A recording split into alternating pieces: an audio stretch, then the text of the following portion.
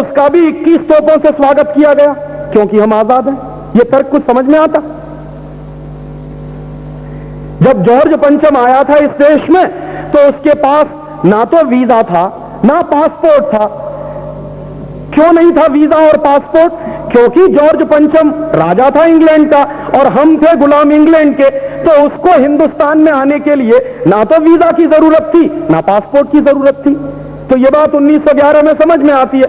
लेकिन आज 1997 में जब महारानी आई इस देश में तो उसके पास भी वीजा नहीं था, पासपोर्ट नहीं था। तो यह मजबूरी अब क्या है?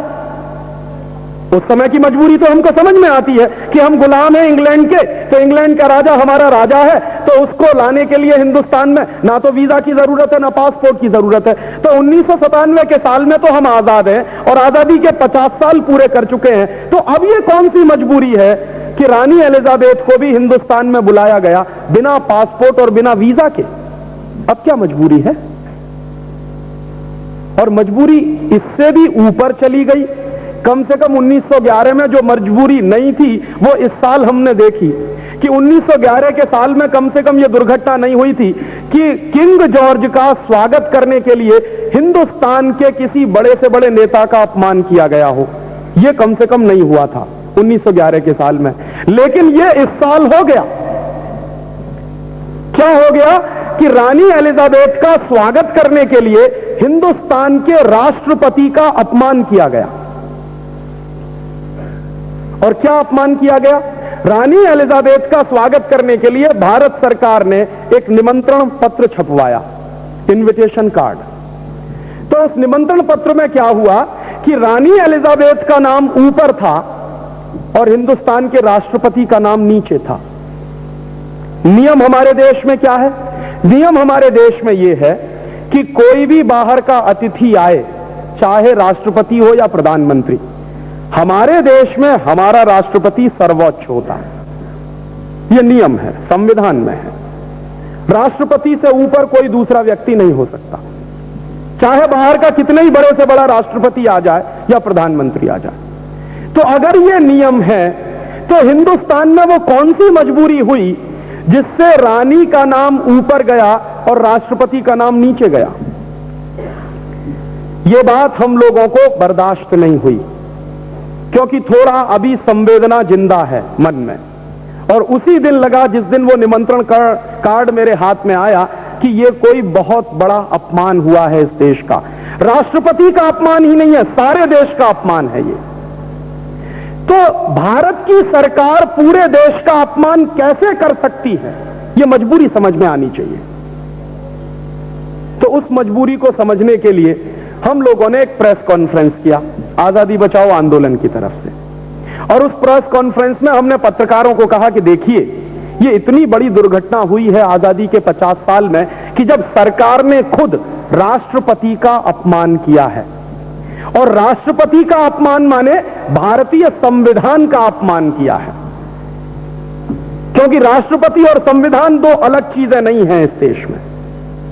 संविधान की सर्वोच्च शक्ति राष्ट्रपति में निहित है, ऐसा माना जाता है।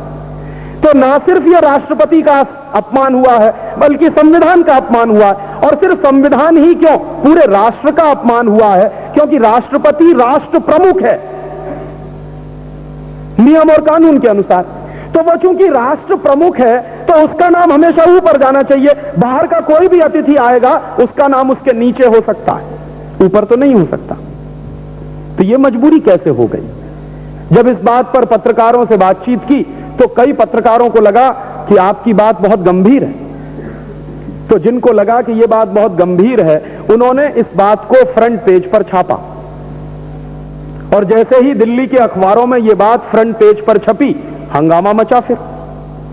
और हंगामा जब मचा तो एक पत्रकार ने मुझसे कहा था कि राजीव भाई, कहीं ऐसा तो नहीं है कि गलती से ऐसा हो गया हो? तो मैंने सहज रूप से कह दिया कि हो सकता है गलती। प्रिंटिंग प्रेस में यह निमंत्रण पत्र छपा हो, वहां के सब लोग पढ़े लिखे ही हों, अंग्रेजी अगर नहीं जानते होंगे तो नाम ऊपर नीचे हो सकता है, बहुत स्वाभाविक है ये। तो जरूरी नहीं है, मैंने मान लिया, एक पत्रकार ने मुझे कहा सहज रूप से, मैंने भी मान लिया सहज रूप से कि ऐसा हो गया होगा। लेकिन शाम को भारत सरकार के प्रवक्ता ने एक आधिकारिक बयान दिया और वो बयान क्या दिया कि ब्रिटेन की रानी का नाम निमंत्रण पत्र में ऊपर खूब समझबूझकर छापा गया है। तो इसके कुछ गहरे अर्थ हैं। जब सरकार की तरफ से यह स्टेटमेंट आ गया कि ब्रिटेन की रानी का नाम निमंत्रण पत्र पर ऊपर बहुत समझबूझकर छापा गया है और यह अखबार में छप गया, तब मुझे लगा कि जरूर कोई सीरियस बात है। तो मैंने मेरे एक दोस्त से पूछा, दिल्ली में सुप्रीम कोर्ट में वो वकील है, मैंने उससे कहा कि भाई तुमको क्या लगता है भारत सरकार ने ये जो कह दिया है इसकी कोई लीगल वैलिडिटी है क्या?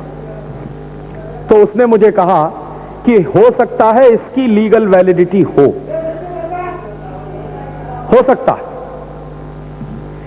सकता है इसकी कोई लीगल वैलिडिटी हो, यह उसने कहा मुझसे। तो मैंने कहा कि इस बात को अगर पता करना हो कि इसकी लीगल वैलिडिटी क्या है तो क्या करना चाहिए?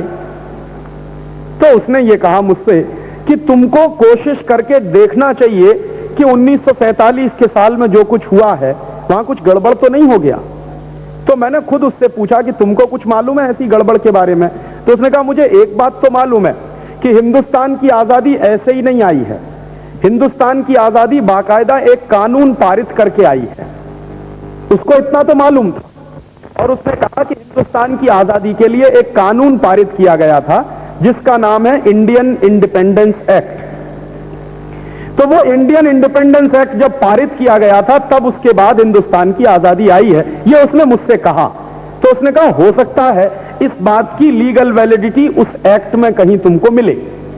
तो मैंने कहा मुझे वो देखना है, कैसे पता चलेगा? उसने कहा मेरे पास तो नहीं है। तो मैंने कहा कहीं मिलेगा? तो उसने कहा कोशिश करो, हिंदुस्तान में इतनी बड़ी बड़ी लाइब्रेरीज हैं, कहीं मिल जाएगा। कोशिश करो, पार्लियामेंट की लाइब्रेरी है वहां मिल जाएगा।